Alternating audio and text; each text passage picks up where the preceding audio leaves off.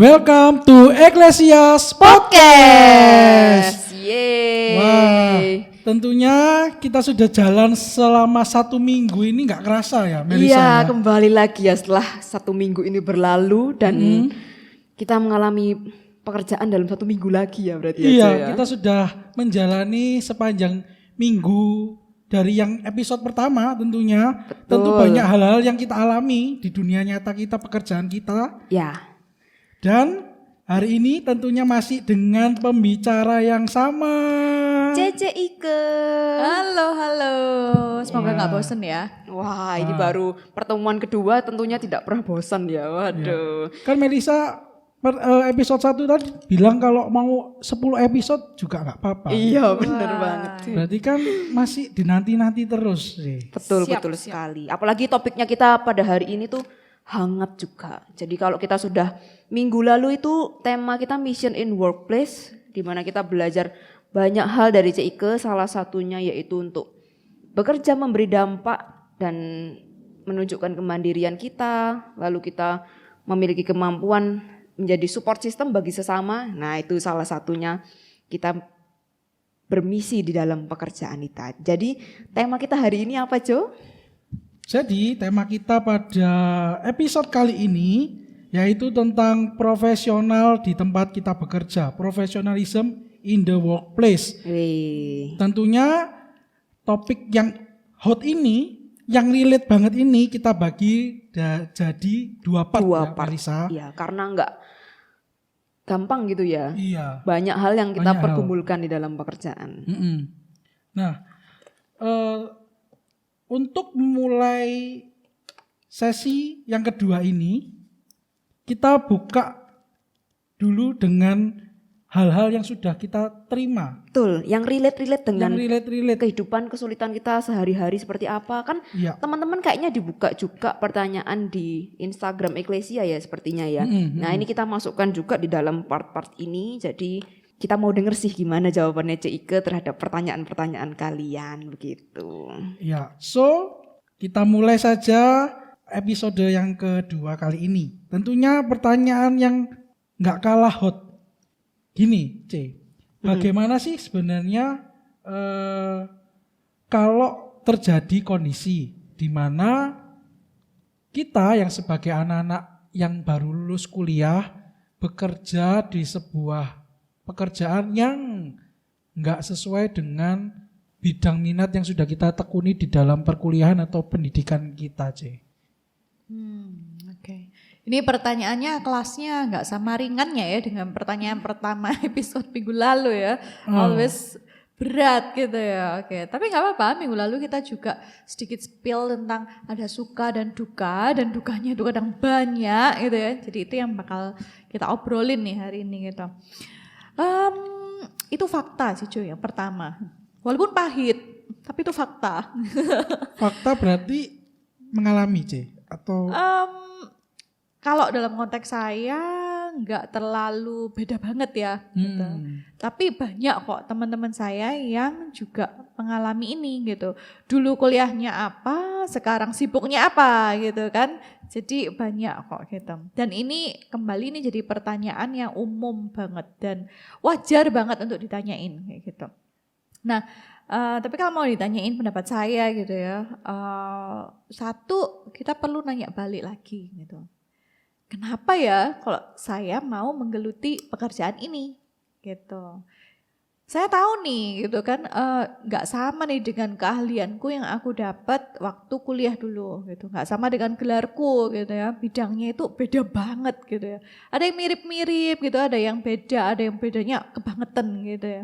Tapi kembali nanya, kenapa ya kok mau menggeluti ini? Itu dulu gitu. Bisa jadi karena ini nih yang ini generasi kekinian ini ya, karena mengejar passion. Jadi saya ini kuliahnya di bidang teknik dulunya, tapi sekarang kerjaan saya itu adalah chef. Misalnya gitu.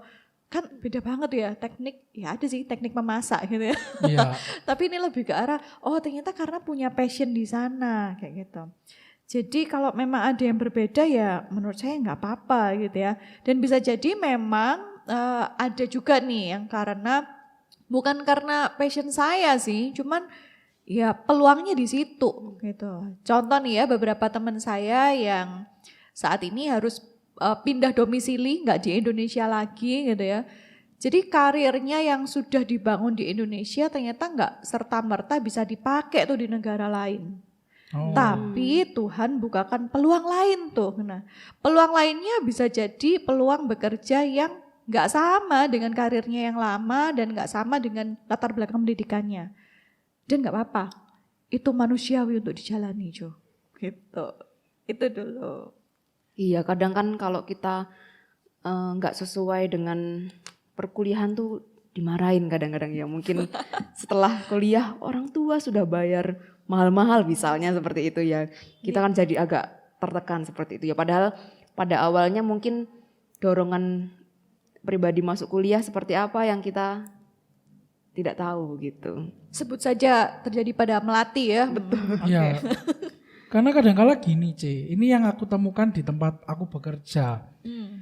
Pada dasarnya anak ini, ya sebut saja tadi namanya Melati gitu ya. Si Melati ini tuh sebenarnya punya passion di accounting. Karena saya di accounting, C.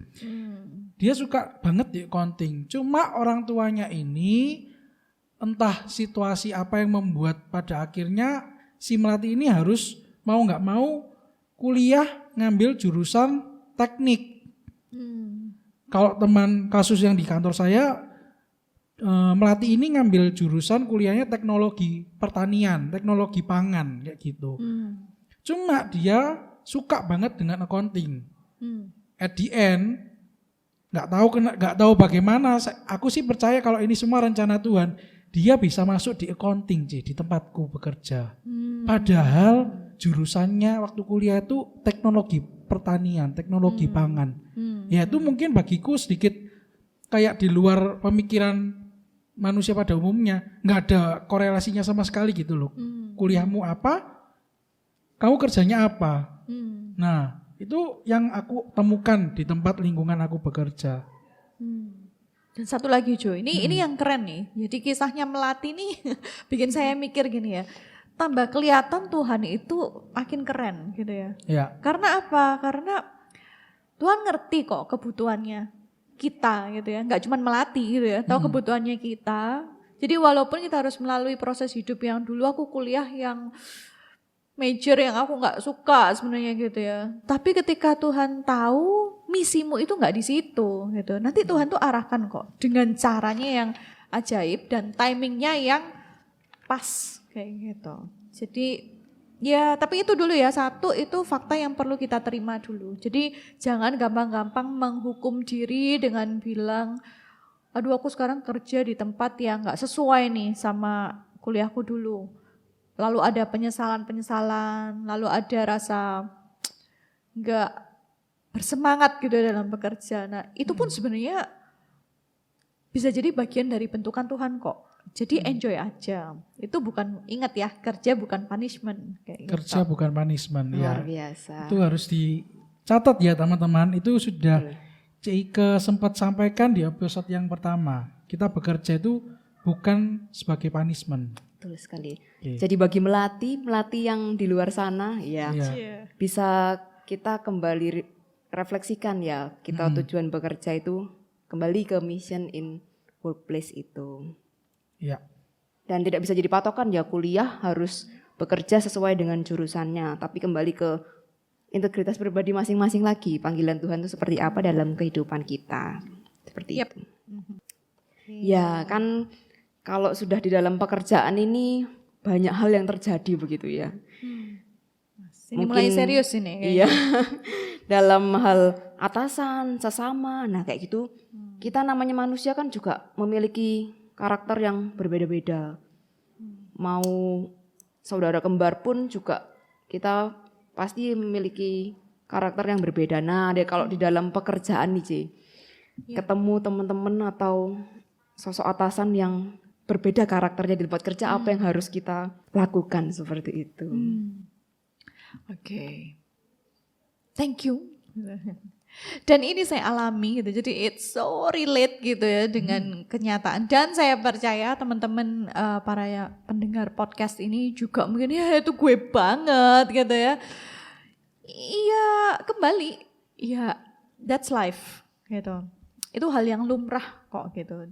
Dan itu tidak terhindarkan kayak gitu. Gimana kita ketemu, apalagi kita ketemu orang baru gitu.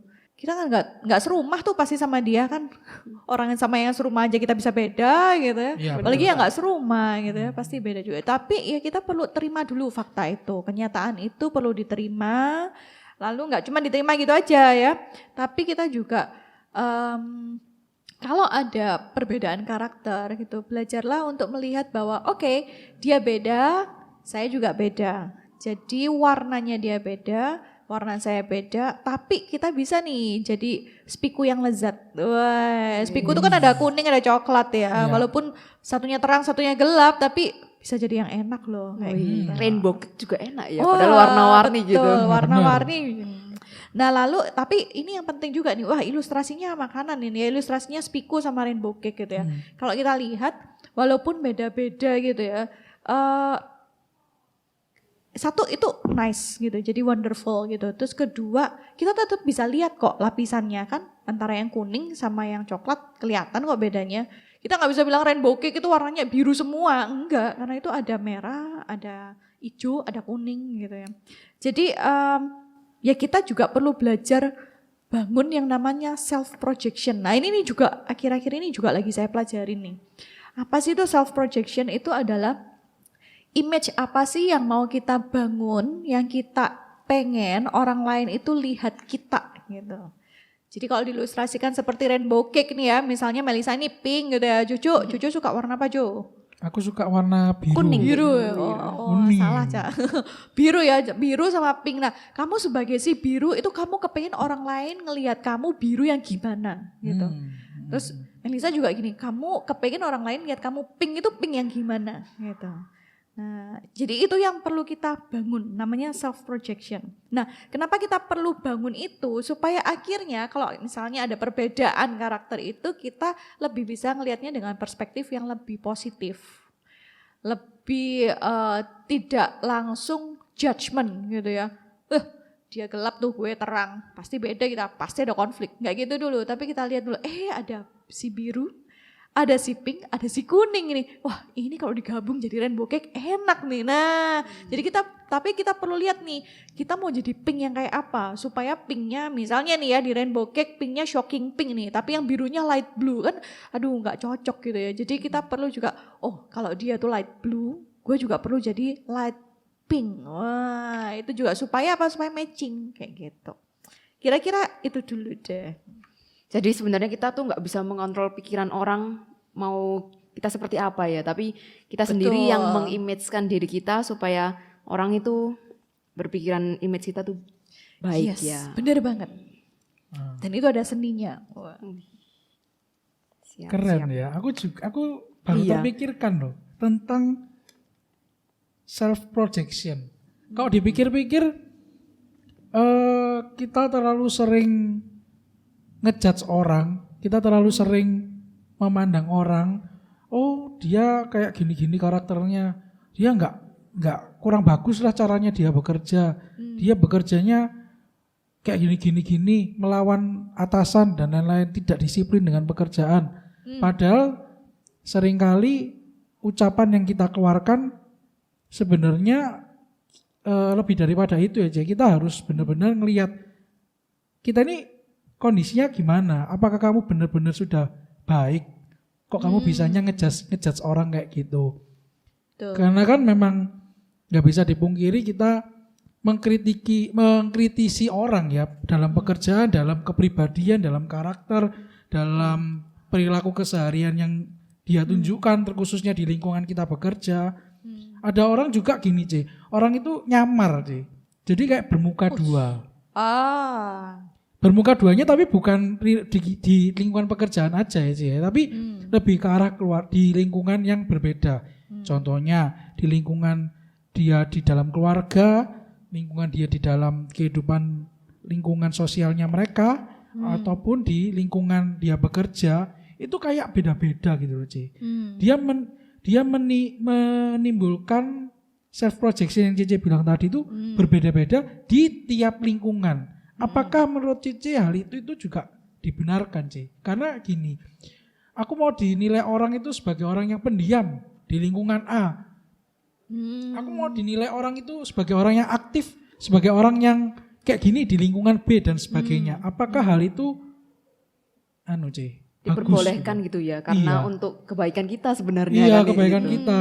Karena kita tahu lingkungan itu bagaimana gitu. Oke, pertanyaan yang menarik ya.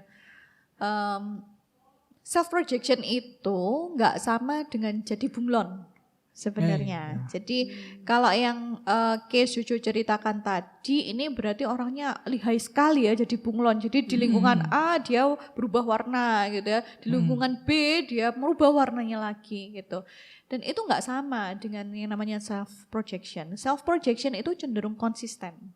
Supaya orang melihat gitu, kita ini dalam berbagai lingkungan, ya kita ini orangnya seperti itu gitu. Ini kalau kita mau flashback lagi ke yang kita obrolin minggu lalu gitu ya. Tuhan mintanya kita jadi garam dan terang kok. Udah itu aja. Sesimpel itu gitu. Nah, garam itu kan apapun mereknya, dia asin gitu Ya kan. rasanya tetap sama. Kalau manis Betul. gula namanya ya. Jadi apapun mereknya dia tetap asin. Jadi ya itu yang di lingkungan manapun ya kayak begitu gitu. Gimana dengan terang C? Kan ada beda wattnya gitu ya. Nah ya yang beda cuma intensitasnya. Tapi kan nggak berubah gitu. Terangnya nggak berubah jadi gelap gitu. Tetap keluar cahaya gitu ya C. Betul gitu. padam. Seberapa mau mungkin cahayanya remang-remang atau cahayanya bright banget. Tapi terang itu tetap ada gitu. Gitu. Wow. Wow. Tapi kalau gitu memungkinkan nggak ya Cik? Kalau misalnya ada temen nih misalnya atau pihak yang tidak sesuai dengan karakter kita. Maksudnya misalnya suatu rainbow cake ini ada sesuatu hal yang garam gitu kan tidak sesuai dengan tekstur rainbow cake itu. Kita harus singkirkan kayak gitu kan sesuai dengan prinsip kita sendiri gitu. Wah ini biasanya sih ya, biasanya ini konflik tentang perbedaan karakter itu terjadinya itu di tempat kerja yang intinya kita terlibat dengan banyak orang. Nah, dan rata-rata sih memang ya kayak di institusi, perusahaan gitu ya. Tapi mungkin jarang dialami sama teman-teman yang mungkin punya usaha sendiri nih, kayak gitu. Tapi bisa jadi punya usaha sendiri lalu punya tim yang mungkin nggak sesuai dengan ekspektasinya dia. Nah itu bisa juga kayak gitu. Tapi kalau ditanya balik, kalau kayak gitu gimana nih? Kalau misalnya orang ini emang udah nggak sesuai nih karakternya gitu ya. Nah sebenarnya kemungkinannya simpel, cuma 2. Ya kita ngobrol ke orang ini, harapannya ada perbaikan gitu kan.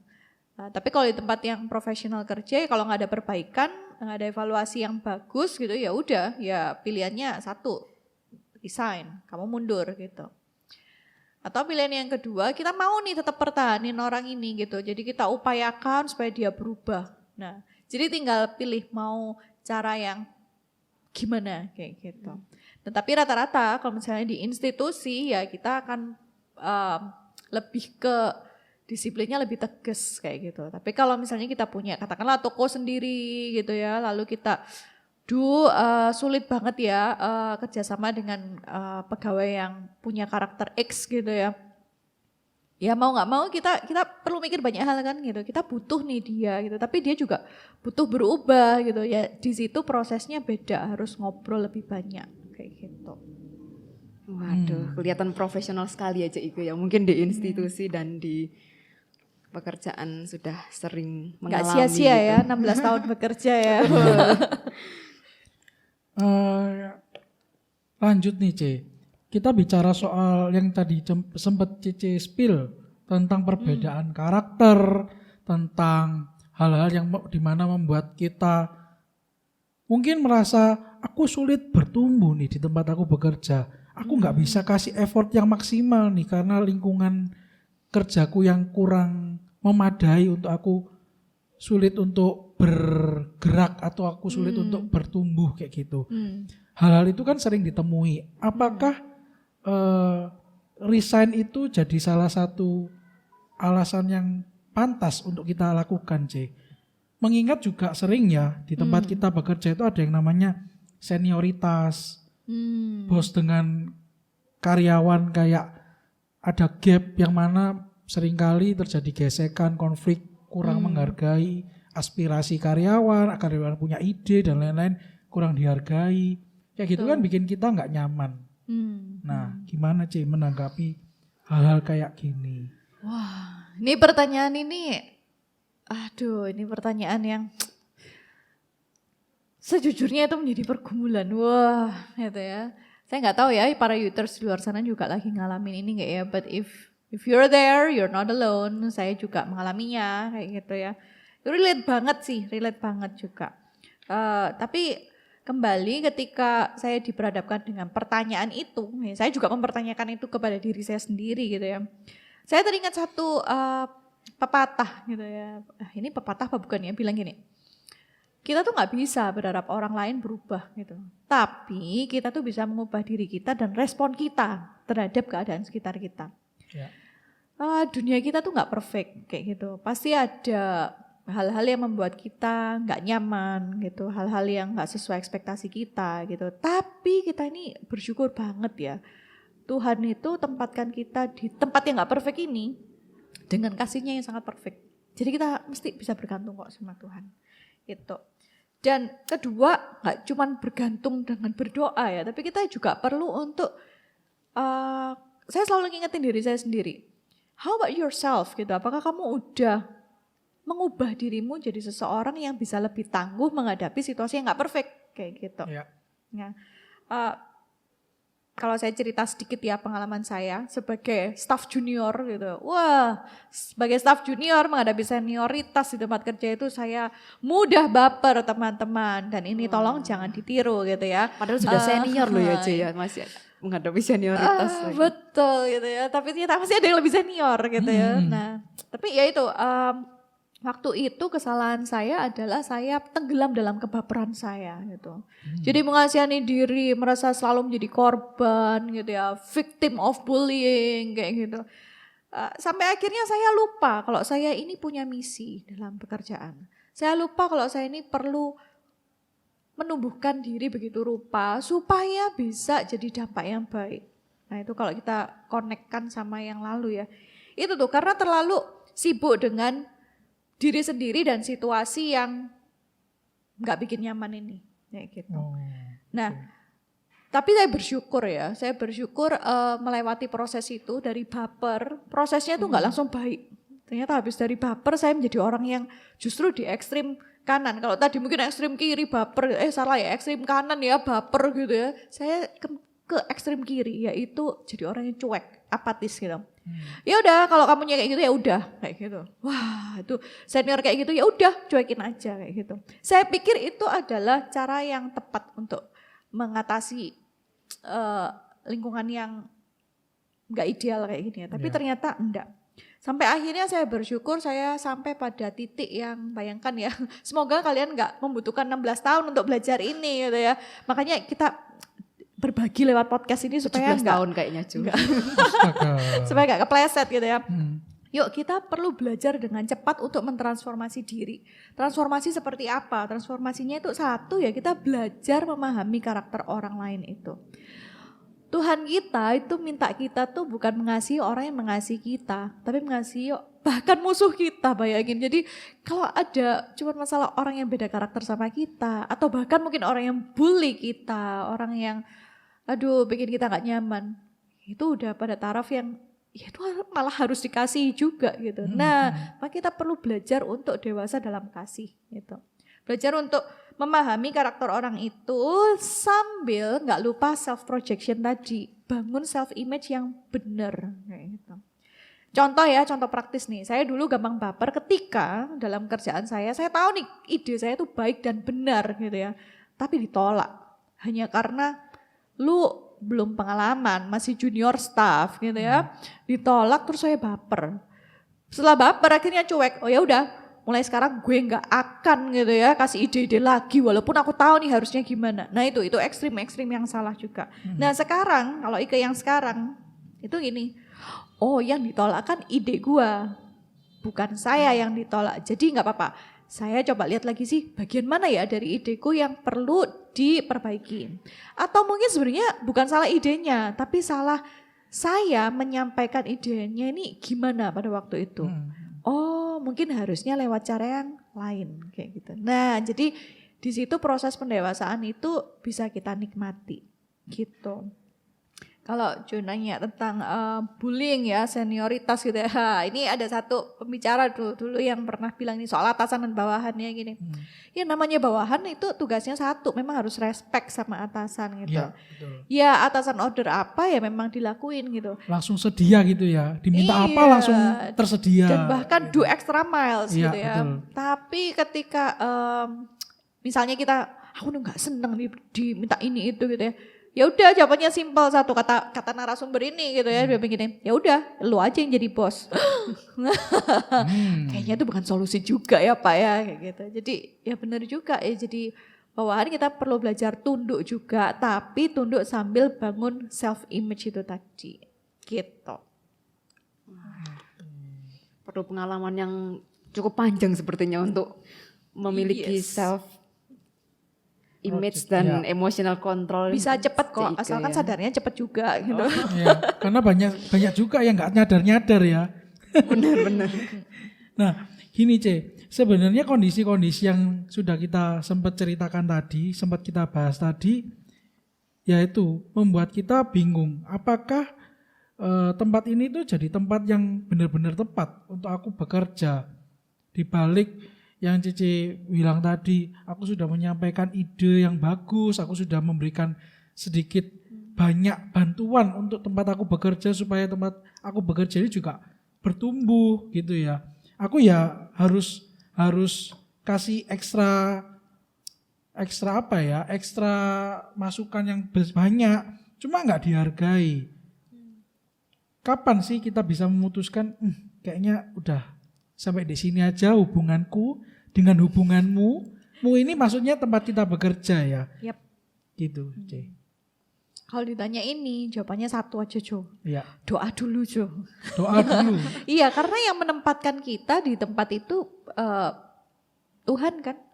Setidaknya Tuhan itu kasih izin kita akhirnya bisa kerja di situ gitu. Jadi kalaupun kita mau out dari tempat itu ya kita nanyanya balik ke Tuhan. Tuhan, ini kayak gini nih situasinya gitu. Iya. Dan selalu lihat ini ya, selalu mempertimbangkan dengan cukup rasional juga gini. Emang kalau kita keluar sekarang atau nanti kira-kira manfaatnya apa ya? Manfaat untuk diriku dan manfaat untuk tempat aku bekerja gitu. Terus kendalanya apa gitu. Kendalanya kalau misalnya nih aku keluar sekarang nih gitu ya dalam waktu cepat gitu.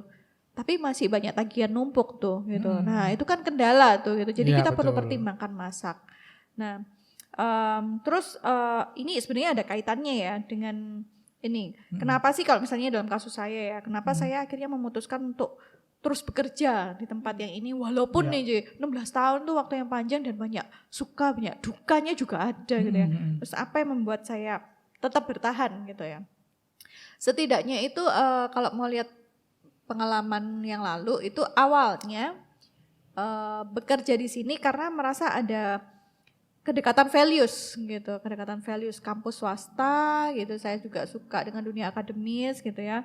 Terus merasa ada kayaknya bakal ada komunitas yang menyenangkan gitu. Tapi ternyata seiring berjalannya waktu mulai kerasa terperangkap dalam zona nyaman tuh, yang akhirnya membuat diri nggak bisa berkembang. Dan ada keadaan-keadaan yang nggak ideal gitu ya, yang membuat mikir udah apa gua resign aja ya gitu. Tapi akhir-akhir ini sih saya mulai diarahkan untuk memikirkan tentang kontribusimu apa selama ini gitu. Di tempat ini udah dampaknya apa gitu yang kamu berikan gitu.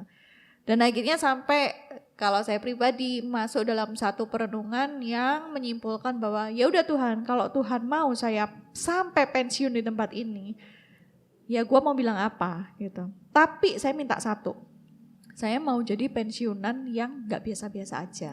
Nah gitu. Kalau Tuhan memang panggil ke situ, Jadi lebih damai sejahtera. Jadi nggak merasa yang, aduh, kayaknya aku harus resign.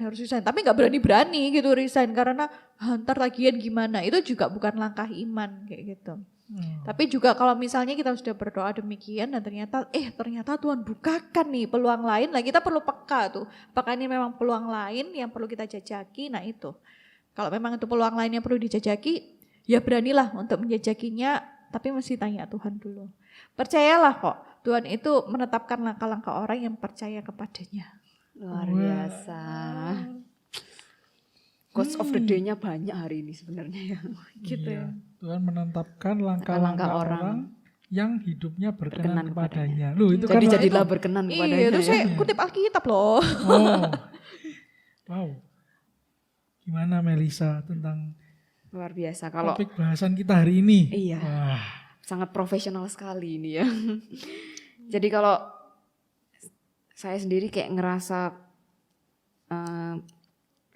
baik ini ditempatkan di tempat yang nggak perfect tapi kasihnya itu perfect gitu. Wah, itu yang sungguh luar biasa dalam hidup ini gitu. Wow. Nah,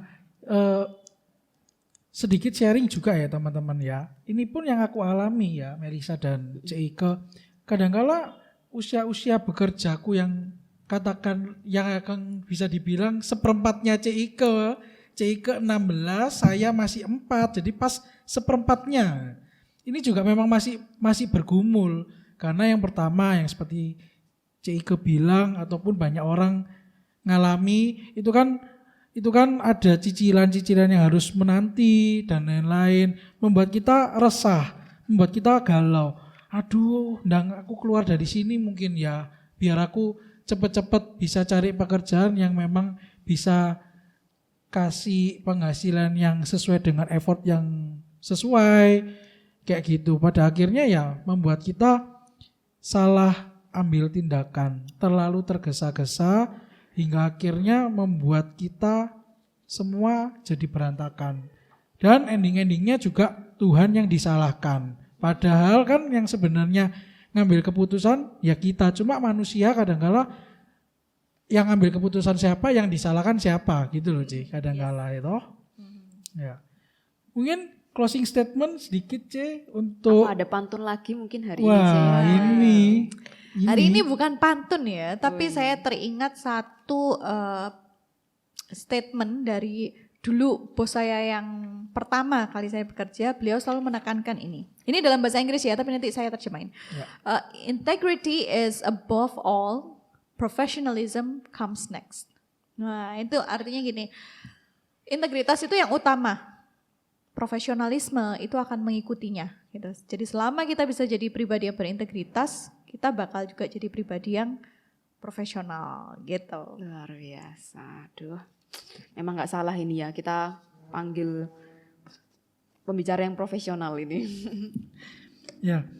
Sekali lagi kita mau ucapin terima kasih banyak Cike buat kehadirannya, mau berbagi dengan kita hari ini.